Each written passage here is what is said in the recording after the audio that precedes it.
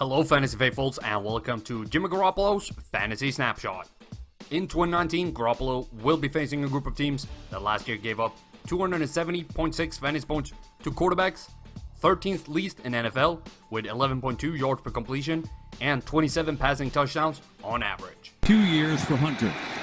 Garoppolo, pressure again, he's in trouble, spins away momentarily, throwing end zone, taking a shot, and it is caught for the touchdown! Breaking down his passing, there is a lot of question marks surrounding Jimmy G, but the targeting trends is not one of them. Sure, I would like to have seen more deep throws right and middle, but the 28% to the short left is great to see. Too bad that it is his least accurate short zone, that is a minus.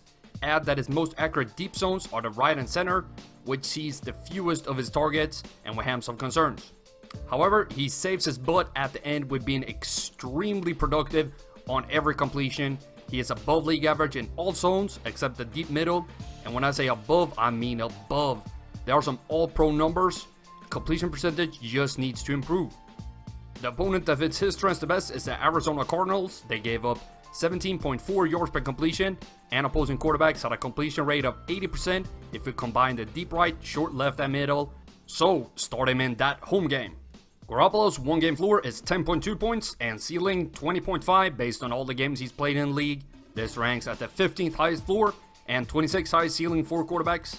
And the likeliness of him scoring above that ceiling and booming is high at 9.7%, while his bust risk below the floor is even higher at 10.3.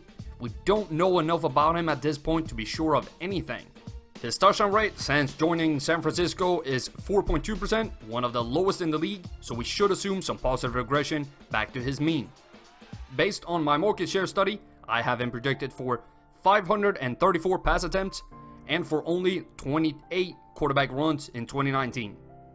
His interception rate since joining the 49ers is 3.4%, which is the 5th highest in the league. His sack rate is 8%. So not only did he throw it away a lot, he also took more than average hits, a bit concerning.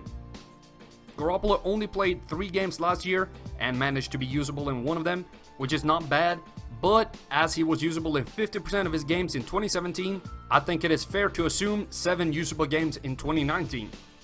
I would like to take a second to remind you to hit that like button, leave a comment what you think about this video, and subscribe to the channel.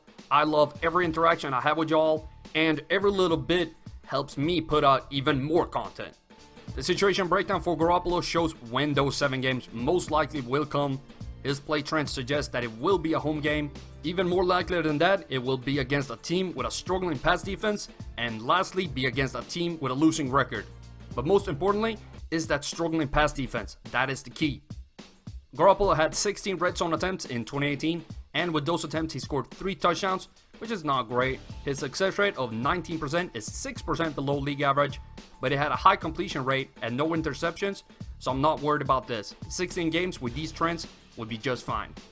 The average risk of Garoppolo not scoring above 15 fantasy points in 2018 was 47.5%, which is 10% higher than the league average for quarterbacks.